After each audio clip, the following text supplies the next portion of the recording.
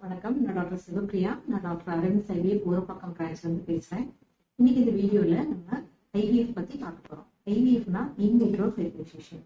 அதாவது இயற்கையா நம்ம உடம்புல எப்படி ஃபெர்டிலைசேஷன் ப்ராசஸ் நடக்குதோ, அதாவது கருவுறுதல் நிகழ்ச்சி எப்படி ஒரு கருமுட்டையை நோக்கி ஒரு விந்தணு தானாகவே சென்று துளைச்சி கருவா உருவாகுதோ, அதே மாதிரி அதே ப்ராசஸ் நம்ம உடம்புக்கு வெளியே எம்பிரியாலஜி லேப்ல ஒரு பெட்ரி டிஷ்ல நடக்கிறதுக்கு பேரு தான் ஐவிஎஃப்.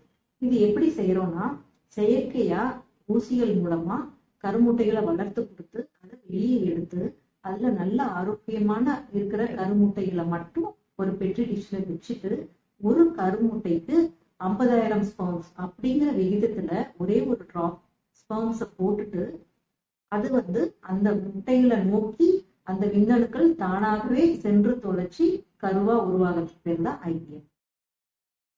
டாக்டர் அரவிந்த் ஐவிஎஃப் கருத்தரித்தல் மையம்.